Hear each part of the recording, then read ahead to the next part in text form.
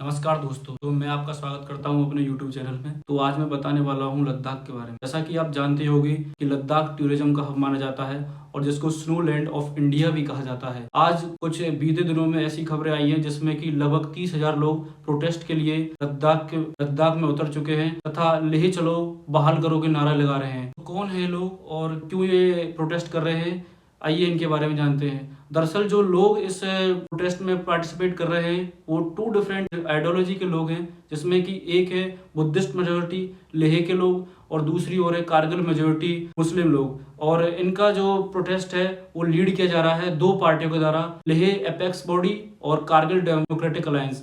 इसके साथ ही इसमें बड़े बड़े लोगों ने और भी पार्टिसिपेट किया है, जिसमें कि एक प्रमुख नाम आता है सोनम वांगचुक, जो कि एक एक्टिविस्ट हैं तथा जो कि मदास्कर अवार्ड भी जीत चुके हैं और कई बार वो लद्दाख के लिए आगे खड़े मिले हैं और उनकी आइडेंटिटी को प्रोटेक्ट करने के लिए। इसी के साथ दूसरे नंबर पे जो लोग जो आते हैं वो है बीजेपी के एक नेता, जो कि पार्लियामेंट में लद्दाख को रिप्रेजेंट करते हैं तथा उन्होंने भी बीजेपी से विनती की है कि कृपया बीजेपी लद्दाख के लोगों की मांगों को पूरा करे तथा उनकी कल्चर आइडेंटिटी तथा लैंड को भी प्रोटेक्ट करें। आइए जानते हैं कि क्या सिग्निफिकेंस है इस प्रोटेस्ट की। हालांकि प्रोटेस्ट बहुत सारी होती रही है लेह में और लद्दाख में भी, लेकिन ये जो ये प्रोटेस्ट है ये बहुत ही इम्पोर्टेंट इसलिए मानी जा रही है क्योंकि 30,000 से ज्यादा लोग इसमें पार्टिसिपेट कर चुके हैं। हालांकि ये पहली बार नहीं है कि लोग प्रोटेस्ट कर रहे हैं कल्चर आइडेंटिटी और स्टेटहुड के लिए, लेकिन जो ये प्रोटेस्ट है ये इसलिए सिग्निफिकेंट मानी जा रही है क्योंकि यहाँ पर जो लोग हैं 2019 में और 2024 तक आज तक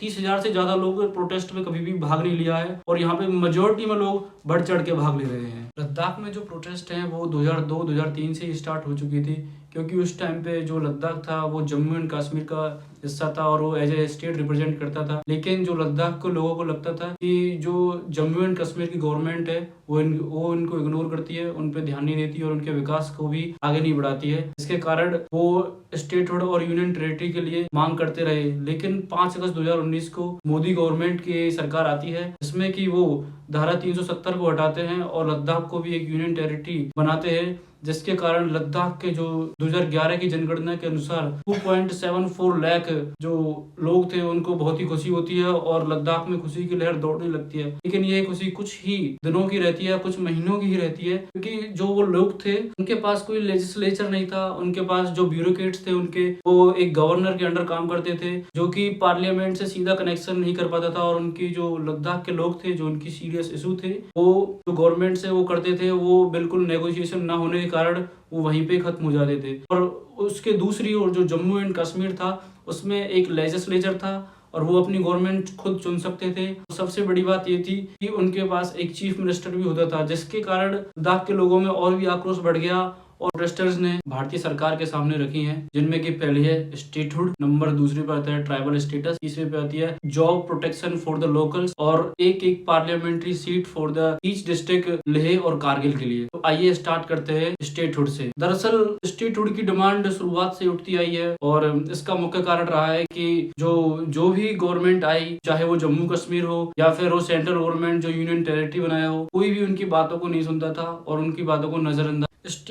स्टेटहुड की डिमांड लद्दाख की प्राइमरी कंसर्न हमेशा से रहा है, क्योंकि जो लद्दाख की 90% जो पॉपुलेशन है वो ट्राइबल पॉपुलेशन है। और दूसरी बात यह है कि जो यूनियन टेरिटरी होती है उसको सीधा सेंट्रल गवर्नमेंट ही कंट्रोल करती है, जिसके कारण जो लेह और लद्दाख के जो लोग हैं और उनके जो चुने हुए प्रतिनिधित्व में वो ज्यादा पार्टिसिपेट नहीं कर पाते उन चीजों में और उन निर्णयों में जो कि गवर्नमेंट लेती है। जैसे कि अगर गवर्नमेंट कोई इंडस्ट्रियल और डेवलपमेंट का कोई प्रोजेक्ट चुनती है वो नहीं लद्दाख और लेह के लोगों का कंसर्न लेगी, इसके कारण जो वहाँ का फ्रेगाइल एनवायरनमेंट है उस पर भी इम्पेक्ट पड़ सकता है। साथ ही लद्दाख के लोगों का ये भी कहना है कि लद्दाख के लोगों का यह भी कहना है कि जो कि 4 स्टेट है जिनमें की जो सिमिलरिटी दिखाते हैं मिजोरम, मेघालय, त्रिपुरा और मणिपुर से, उनमें भी स्टेटहुड है, उनकी भी जो इकोलॉजिकल और एनवायरनमेंट कंडीशन सेम है, तो उनको क्यों नहीं दिया जा रहा है ये स्टेटहुड का दर्जा इनको क्यों नहीं दिया जा रहा है? ये भी डिजर्व करते हैं स्टेटहुड का दर्जा।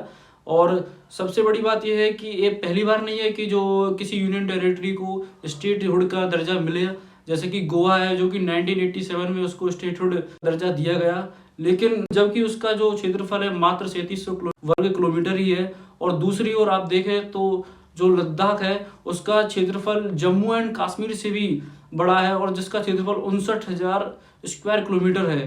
फिर भी उनको एक स्टेटहुड का दर्जा नहीं दिया जा रहा है। ये कंसर्न उन्होंने सेंट्रल गवर्नमेंट से लिए हैं और क्या इनके रीजन है। तो दूसरा जो कंसर्न था लद्दाख के लोगों का वो है ट्राइबल स्टेटस। दरअसल जो लद्दाख के लोग हैं उनमें 97% जो पॉपुलेशन है वो ट्राइबल पॉपुलेशन है और उनकी डिमांड है कि लद्दाख में भी एक 6th शेड्यूल को फिक्स किया जाए, जो कि पहले भी नॉर्थ ईस्ट के 4 राज्यों में है, जिसमें कि मणिपुर आता है, त्रिपुरा, मेघालय और असम। ये 4 ऐसे राज्य हैं जिसमें कि ट्राइबल लोग रहते हैं, उनमें 6th शेड्यूल फॉलो किया जाता है। और क्या है 6th शेड्यूल और क्या इसके फायदे हैं? दरअसल 6th शेड्यूल फॉलो होने की वजह से आप जो वहाँ के डिस्ट्रिक्ट के लोग हैं या डिस्ट्रिक्ट से जो काउंसिल से जो चुने जाएंगे लोग, उनको दरअसल सेंट्रल गवर्नमेंट ज़्यादा हस्तक्षेप नहीं करती है और उनकी नीड के अकॉर्डिंग ही वहाँ पे चीज़ों को सेट किया जाता है और उनके फाइनेंशियल और इकोनॉमिकल और एनवायरमेंटल ऑटोनॉमी भी बनी रहती है। और दूसरा मेन पर्पस ये है क्योंकि धारा 370 हटने के बाद लोगों को डर लगने लगा है, क्योंकि जो बाहर से लोग आ रहे हैं वो वहाँ पे ज़मीनें खरीदेंगे और क्योंकि कैपिटलिस्ट लोग हैं वो ज़मीनें खरीदेंगे और तथा उनकी जॉब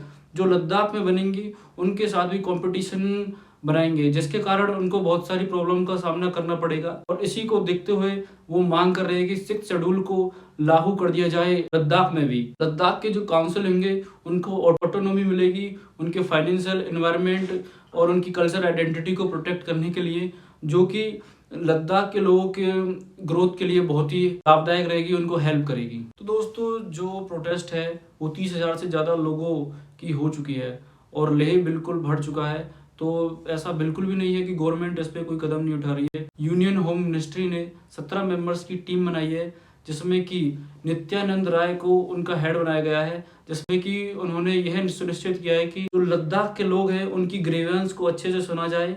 तथा इसी को चलते हुए उन्होंने एक मीटिंग भी की 23 दिसंबर 2023 को, जिसमें उन्होंने एक कारगिल और एक लेह के 2 सदस्यों को बुलाया और उनसे बातें की कि क्या उनकी कंसर्न है, लेकिन इससे कोई हल नहीं निकल पाया है। देखते हैं कि आगे क्या होता है और तब तक के लिए बने रहिए हमारे वीडियो में और धन्यवाद हमारा वीडियो देखने के लिए। Thank you. तो दोस्तों ये हमारा चैनल है, ये बहुत ही प्रीमेच्योर फेज में है। कृपया इस चैनल को सब्सक्राइब करें, लाइक करें, कमेंट करें, जो हमारी गलतियां हैं उनको भी बताएं और अपने दोस्तों को शेयर करें। और आपको ये वीडियो कैसी लगी कमेंट में ज़रूर बताएं।